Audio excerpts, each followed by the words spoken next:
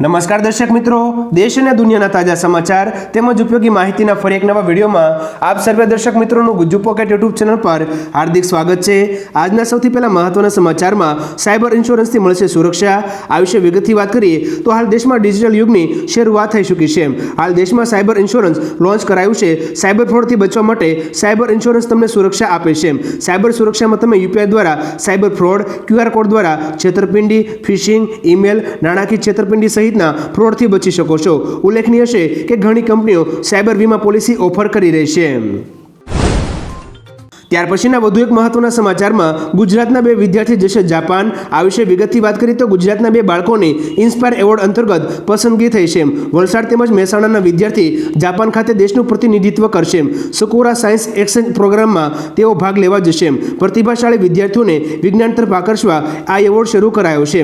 દેશના 5 લાખ વિદ્યાર્થીઓને આ યોજના હેઠળ 5,000 રૂપિયાની શિષ્યવૃત્તિ અપાય છે।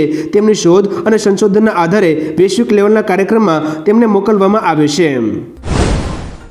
ત્યાર પછીના મહત્વના સમાચારમાં વિશ્વની સૌથી ઊંચી આંબેડકર પ્રતિમાના અનાવરણ, આ વિશે વિગતથી વાત કરીએ તો આંધ્રપ્રદેશના વિજયવાડામાં ડોક્ટર ભીમરાવ આંબેડકરની વિશ્વની સૌથી ઊંચી પ્રતિમાનું અનાવરણ કરવામાં આવ્યું છે। આ 206 ફૂટ ઊંચી પ્રતિમાને સ્ટેચ્યુ ઓફ સોશિયલ જસ્ટિસ નામ આપવામાં આવ્યું છે।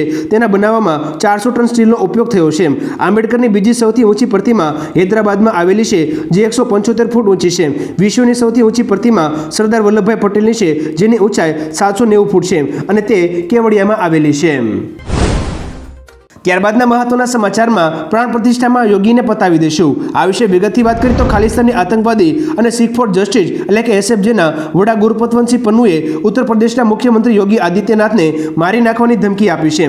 પન્નુએ ઓડિયો જાહેર કરીને કહ્યું છે કે પોલીસે અયોધ્યામાં 2 ખાલિસ્તાની સમર્થક યુવકોની ધરપકડ કરી છે। ખોટા કેસ કરીને તેમને હેરાન કરવામાં આવે છે।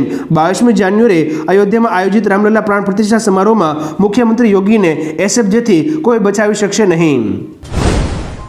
ત્યારબાદના મહત્વના સમાચારમાં મોદી સરકાર કરશે આ જાહેરાત, આ વિશે વિગતથી વાત કરીએ તો લોકસભાની ચૂંટણીને ગણતરીના મહિનાઓ બાકી છે। મોદી સરકાર આગામી દિવસોમાં સસ્તા દરે એલપીજી સિલિન્ડર આપવાનું વિચારી રહી છે। ગયા વર્ષે એલપીજી સિલિન્ડરના ભાવમાં 200 રૂપિયાનો ઘટાડો થયો હતો। આ નિર્ણય બાદ પીએમ એટલે કે પ્રધાનમંત્રી ઉજ્જવલા યોજનાના લાભાર્થીઓને 400 રૂપિયાની સબસિડી શરૂ કરાઈ હતી। લોકસભાની ચૂંટણીને લઈ ગેસ સિલિન્ડરના ભાવમાં ઘટાડવાની ચર્ચા ચાલી રહી છે। કેન્દ્ર સરકાર 300 રૂપિયાની સબસિડીના રકમમાં વધારો કરવાનો નિર્ણય લઈ શકે છે। ત્યાર પછીના મહત્વના સમાચારમાં જીટીયુ એટલે કે ગુજરાત ટેકનોલોજીકલ યુનિવર્સિટીએ પ્રવેશ પરીક્ષામાં ફેરફાર કર્યો, આ વિશે વિગતથી જાણીએ તો જીટીયુએ પ્રવેશ પરીક્ષાના અભ્યાસક્રમમાં સુધારો કર્યો છે। ડિપ્લોમાથી ડિગ્રીમાં પ્રવેશ મેળવવા માટે આ પરીક્ષા લેવાય છે। ડિપ્લોમા ઇજનેરી તેમજ ફાર્મસી કર્યા પછી ડિગ્રી માટે આ પ્રવેશ પરીક્ષાનું મેરિટ મહત્વનું છે। શૈક્ષણિક વર્ષ 2024-25માં કોમન એન્ટ્રન્સ ટેસ્ટ લીધા બાદ મેરિટના આધારે પ્રવેશ ફાળવવામાં આવશે। વિદ્યાર્થીઓની વિવિધ રજૂઆતો યુનિવર્સિટીને તેમજ પ્રવેશ સમિતિને મળી હતી, જેના પછી આ નિર્ણય લેવામાં આવ્યો છે। ત્યારબાદના મહત્વના સમાચારમાં ગુજરાત કોંગ્રેસને મોટો ફટકો, આ વિશે વિગતથી જાણીએ તો લોકસભાની ચૂંટણી પહેલા ગુજરાત કોંગ્રેસમાં મોટું ભંગાણ થયું છે। વિજાપુરના ધારાસભ્ય સીજે સાવડાએ રાજીનામું આપ્યું છે। સૂત્રો કહે છે કે 4 ફેબ્રુઆરીએ તેઓ ભાજપનો કેસરીઓ ધારણ કરશે। મોટી સંખ્યામાં કાર્યકર્તાઓ સાથે તેઓ ભાજપમાં પ્રવેશ કરશે। તેઓ ગુજરાત કોંગ્રેસના એક મજબૂત નેતા હતા। તેમના રાજીનામા બાદ ઉત્તર ગુજરાતના કોંગ્રેસને મોટું નુકસાન થયું છે। ત્યારબાદના મહત્વના સમાચારમાં બચી ગયેલા બાળકે જણાવી આપવીતી, આ વિશે વિગતથી વાત કરીએ તો હરણી તળાવ દુર્ઘટનામાંથી બચી ગયેલા એક બાળકે પોતાની આપવીતી જણાવી હતી। તેને કહ્યું કે બોટ ઊંધી વળ્યા બાદ હું પાઇપ વડે ઉપર આવી ગયો હતો। 30 લોકો બોટમાં સવાર હતા। આ ઉપરાંત 3 શિક્ષકો પણ બોટમાં સવાર હતા। લાઈફ જેકેટ પહેરાવ્યા નહોતા।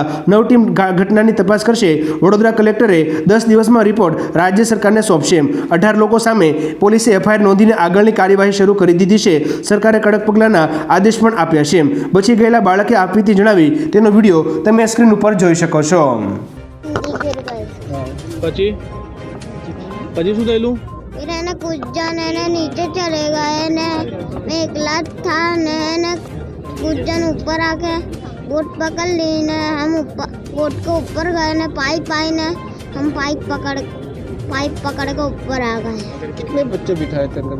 30 बच्चे बिठाए। और टीचर्स कितने थे? 3 टीचर्स थे। और जैकेट पहनाए तू? जैकेट पहनाया था? नहीं पहना। ત્યારબાદના મહત્વના સમાચારમાં 22મી જાન્યુઆરી બેંકો બંધ રહેશે. આ વિશે વિગતથી વાત કરીએ તો કેન્દ્ર સરકારે રામ મંદિર પ્રાણ પ્રતિષ્ઠા સમારોહને લઈને બેંકો માટે મોટો આદેશ જારી કર્યો છે.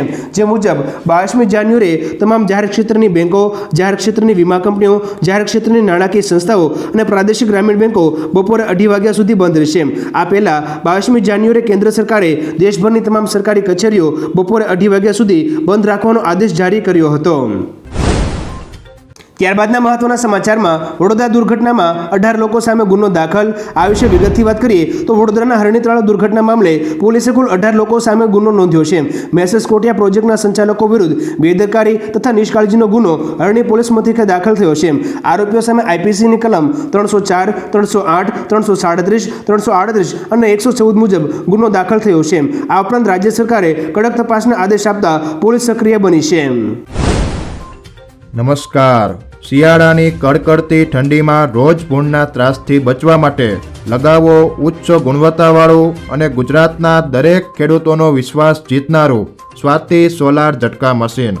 નાનાથી લઈ મોટા દરેક મશીનમાં બેસ્ટમાં બેસ્ટ ક્વોલિટીની સાથોસાથ અડધી રાત્રે પણ ફોન ઉપાડે તેવી સર્વિસ આપતી કંપની એટલે સ્વાતિ ઝટકા મશીન. 1 વીઘાથી લઈ 200 વીઘાના ઝટકા મશીનો ખૂબ જ વ્યાજબી ભાવમાં તો મળે છે, સાથોસાથ હજારો ખેડૂતોનો એકમાત્ર વિશ્વાસ. અત્યારે જ ફોન કરો અને ખેતર સુધીની ફ્રી હોમ ડિલિવરી મેળવો. ત્યારબાદના મહત્વના સમાચારમાં 22મી તારીખે ગુજરાતમાં અડધો દિવસ રજા. આ વિશે વિગતથી વાત કરીએ તો 22મી તારીખે ગુજરાત સરકારે પણ અડધી રજાની જાહેરાત કરી છે. આ દિવસે રાજ્ય સરકારની તમામ કચેરીઓ તેમજ સંસ્થાઓમાં બપોરના 2:30 વાગ્યા સુધી રજા રહેશે. સરકાર હસ્તકના બોર્ડ, કોર્પોરેશન તેમજ પંચાયત કચેરીઓને પણ રજા મળશે. પ્રાણ પ્રતિષ્ઠાની ઉજવણીમાં તમામ લોકો સહભાગી થઈ શકે તે માટે આ નિર્ણય લેવામાં આવ્યો છે. આ ઉપરાંત કેન્દ્ર સરકારે પણ તમામ કેન્દ્ર સરકારની કચેરીઓમાં અડધો દિવસ રજાની જાહેરાત કરી છે. ત્યારબાદના મહત્વના સમાચારમાં વિદ્યાર્થીઓને ફી પરત કરવી જોઈએ તેવા કેન્દ્ર સરકારના નિર્દેશ વિશે વાત કરીએ તો કેન્દ્ર સરકારે તાલીમ સંસ્થાઓને મુખ્ય નિર્દેશો જારી કર્યા છે. જે વિદ્યાર્થીઓએ એડવાન્સ ફી ભરી દીધી છે તેઓ જો કોર્સને વચ્ચે છોડી દે તો તેમણે ત્યાં સુધીની ફી વસૂલવાની રહેશે અને બાકીના પૈસા વિદ્યાર્થીઓને પરત કરવાના રહેશે. આ જ હોસ્ટેલ અને મેસ ફી પર લાગુ પડે છે. અભ્યાસક્રમની મધ્યમાં ફી વધારી શકાતી નથી. તેમની દેખરેખ રાજ્ય સરકારો કરે છે. ત્યારબાદના મહત્વના સમાચારમાં દુર્ઘટના મામલે 9 ટીમ તપાસ કરશે. આ વિશે વિગતથી વાત કરીએ તો વડોદરા તળાવ દુર્ઘટના વિશે 9 ટીમો તપાસ કરશે. 10 દિવસમાં ઘટનાનો વિસ્તૃત રિપોર્ટ રાજ્ય સરકારને સોંપવા જિલ્લા કલેક્ટરને આદેશ આપવામાં આવ્યો છે. બોટ ચાલક અને મેનેજરને પકડીને પૂછપરછ કરવામાં આવી રહી છે. બોટમાં ક્ષમતાને બદલે વધારે બાળકોને બેસાડવામાં આવ્યા હતા. પોલીસે એફઆઈઆર પણ દાખલ કરી છે. એક પણ જવાબદારને છોડવામાં નહીં આવે તેમ ગૃહ રાજ્યમંત્રી હર્ષ સંઘવીએ કહ્યું છે. દુર્ઘટના બાદ અનેક ક્ષતિઓ સામે આવતા ખળભળાટ મચ્યો છે. ત્યારબાદના મહત્વના સમાચારમાં વડોદરા દુર્ઘટનામાં ચોંકાવનારા ખુલાસાઓ વિશે વાત કરીએ તો વડોદરા હરણી દુર્ઘટનામાં કેટલાક ચોંકાવનારા ખુલાસાઓ સામે આવ્યા છે. જેમાં બાળકોને લાઈફ જેકેટ પહેરાવવામાં આવ્યા નહોતા. આ ઉપરાંત નાના બાળકો હોવા છતાં જોખમી જગ્યા પસંદ કરવામાં આવી હતી. દુર્ઘટના બાદ શાળા તંત્રએ વાલીઓને માહિતગાર કર્યા નહોતા. બોટની કેપેસિટી અંગે શિક્ષકોએ પણ વાંધો ઉઠાવ્યો ના હતો. કેપેસિટી કરતાં વધારે બાળકો બેસાડ્યા હતા. કોઈ સેફટી પ્લાન બનાવ્યો ના હતો. કોઈને તાલીમ પણ આપવામાં આવી નહોતી. સલામતી અંગેની કોઈ દેખરેખ નહોતી. તેમજ પ્રવાસ અંગે જિલ્લા શિક્ષણ અધિકારીને પણ જાણ કરવામાં આવી ના હતી. દર્શક મિત્રો, વડોદરા દુર્ઘટનામાં સામે આવેલા ખુલાસાઓ અંગે તમારું શું કહેવું છે નીચે કોમેન્ટ કરીને જરૂરથી જણાવજો. ત્યારબાદના મહત્વના સમાચારમાં શું જાન્યુઆરીના અંતમાં આવશે મોટી ભરતી? આ વિશે વિગતથી વાત કરીએ તો વિદ્યાર્થી નેતા યુવરાજસિંહે ટ્વિટર એટલે કે એક્સ પર માહિતી આપી છે. આ મહિનાના અંત સુધીમાં બીજી મોટી ભરતીની જાહેરાત થઈ શકે છે. આશરે 4260 જગ્યાઓ માટેની ભરતી હોઈ શકે છે. ટેકનિકલ અને નોન ટેકનિકલ કેડર માટે ભરતી થશે. મુખ્ય સચિવ રાજકુમારની અધ્યક્ષતામાં તમામ ભરતી બોર્ડના અધિકારીઓની બેઠક મળી હતી. જેમાં 10 વર્ષનું ભરતી કેલેન્ડર તૈયાર કરવા તાકીદ કરવામાં આવી છે. સ્નાતક ઉમેદવારોને આ માટે મોટી તક મળશે. આ ઉપરાંત આ પરીક્ષા ચૂંટણી બાદ લેવાઈ શકે છે. ત્યારબાદના મહત્વના સમાચારમાં એન્ટીબાયોટિક્સ અંગે કેન્દ્ર સરકારની જાહેરાત વિશે વાત કરીએ તો કેન્દ્રીય આરોગ્ય વિભાગે એન્ટીબાયોટિક્સના વપરાશમાં થયેલા અસાધારણ વધારાના સંદર્ભમાં મહત્વની જાહેરાત કરી છે. હવેથી દર્દીઓને એન્ટીબાયોટિક્સ આપવાના કારણો અને સૂચનાઓ ડોક્ટર દ્વારા પ્રિસ્ક્રિપ્શન પર લખવી જરૂરી છે. ફાર્માસિસ્ટે દવાઓનું વેચાણ ત્યારે જ કરવું જોઈએ જો તેમની પાસે માન્ય પ્રિસ્ક્રિપ્શન હોય. નિષ્ણાતો ચેતવણી આપે છે કે એન્ટીબાયોટિક્સના વધુ પડતા ઉપયોગથી આડઅસરો થઈ રહી છે. ત્યારબાદના મહત્વના સમાચારમાં શાળાઓમાં 22મી જાન્યુઆરી રજા માટેની માંગ આ વિશે વિગતથી વાત કરીએ તો દેશ રામ મંદિરમાં પ્રાણ પ્રતિષ્ઠા મહોત્સવની તૈયારીમાં લાગ્યો છે. આ દરમિયાન અમદાવાદ મ્યુનિસિપલ શિક્ષક મંડળ દ્વારા 22મી જાન્યુઆરીના રોજ રજા જાહેર કરવા મુખ્યમંત્રીને પત્ર લખવામાં આવ્યો છે. જેમાં લખ્યું છે કે રામ મંદિરમાં પ્રાણ પ્રતિષ્ઠા મહોત્સવ થઈ રહ્યો છે ત્યારે લોકોની આસ્થાને માન આપીને ગુજરાતની તમામ શાળાઓમાં 22મી જાન્યુઆરીના રોજ રજા જાહેર કરવામાં આવે તેવી માંગણી કરવામાં આવી છે.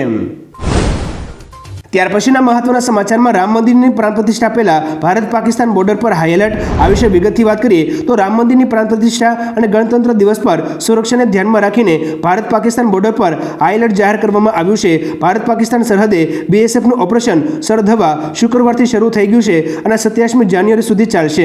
શિયાળામાં ગાઢ ધુમ્મસ અને ઝાકળનો લાભ લઈને કોઈપણ પ્રકારની ઘૂસણખોરીને રોકવા માટે સરહદ પર બીએસએફના જવાનો હાઈ એલર્ટ પર છે.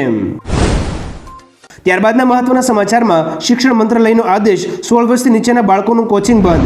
આ વિશે વિગતથી જાણીએ તો કોચિંગ સંસ્થાઓ 16 વર્ષથી ઓછી ઉંમરના વિદ્યાર્થીઓને પ્રવેશ આપી શકશે નહીં. ખોટા ભ્રામક વચનો પણ નહીં આપી શકે.